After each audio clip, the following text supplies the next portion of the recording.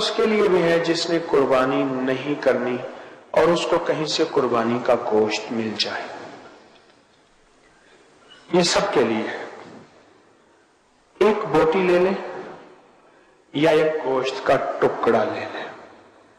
ایک بوٹی سے لے کر گوشت کے ٹکڑے تک یہ عمل ہو سکتا ہے. بوٹی سے لے کر گوشت کے ٹکڑے تک یہ عمل ہو سکتا ہے. یہ ہمارے اکابر نے اپنی کتابوں میں لکھا ہے. اس کے بڑے فائدے ہیں اور اس کے بہت نتائج ہیں، لیکن شرط یہ ہے، ذرا غور سے سنیے گا، یہ صرف قربانی کے گوشت کے لیے عمل ہے. یہ قربانی کے گوشت کے لیے عمل ہے اور کسی عمل کے لیے نہیں، اور کسی گوشت کے لیے نہیں ہے. اور یہ قربانی کا گوشت 3 دن ہوتا ہے. ٹھیک ہے، میں پھر اس کی وضاحت کروں گا، اس کی وضاحت پھر عرض کروں گا کہ آپ نے خود قربانی کی ہے یا آپ کو قربانی کا گوشت ملا ہے.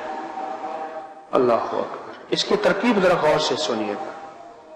اب کرنا کیا ہے، اس گوشت کو سامنے رکھ کے صرف 313 دفعہ پڑھنا ہے، یا شہید ہو. بس. بڑا زبردست عمل ہے. اب اس کے فائدے سنیں.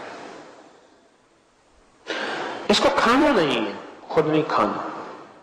اس کے چھوٹے چھوٹے ٹکڑے کر کے جانوروں کو ڈال دیں. اگر مچھلیاں ہوں تو سب سے بہتر، تالاب، دریا، نہر، یقین ہے اگر مچھلیاں ہوں، ورنہ چیل، کوے، کتے، بلیاں، جانور اللہ کی مخلوق، ان کو ڈال دیں. ان کو ڈال دیں. اس دوران ایک واقعہ یاد آیا.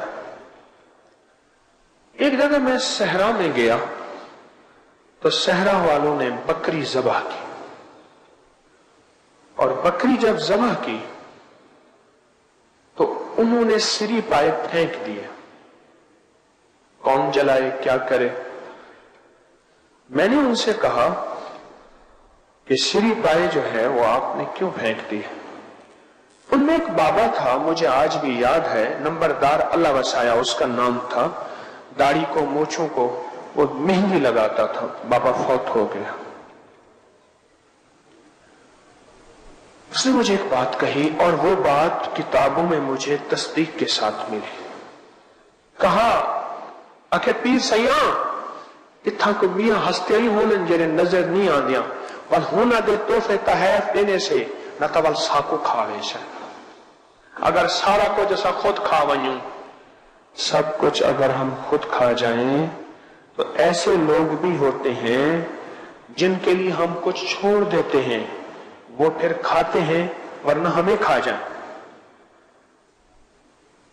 اب یہ گوشت کا مقصد سمجھ آیا؟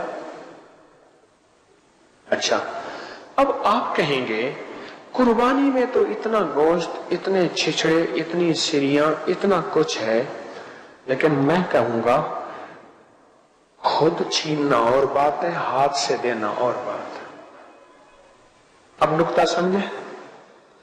ایک ہے خود اٹھا کے کھا لینا، ایک ہے گرا پڑا کھا لینا، ایک ہے آپ اپنے ہاتھ سے اللہ کے مبارک نام سے اسے بابرکت بنا کے دیں.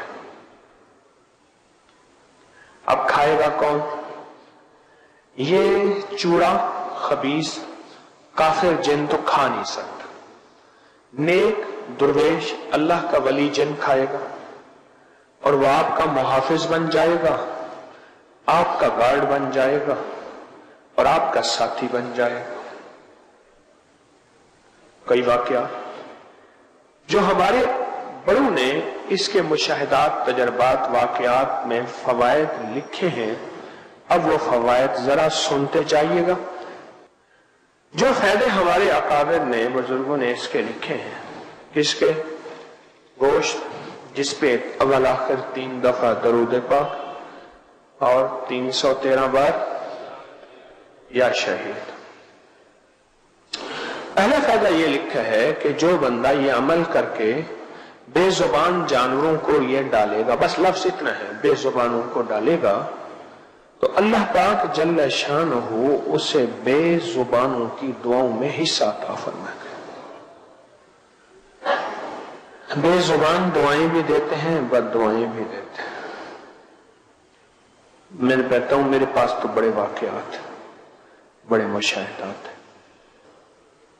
دوسرا خیال یہ ہے کہ جو بندہ اس کو پڑھ کے بے زبانوں کو ہدیہ صدقہ کرے گا، اللہ پاک جل شانہ کو اس کو ناکہانی ایسی آفات سے بچائیں گے جس سے اس کا کوئی عضو معطل ہو جائے.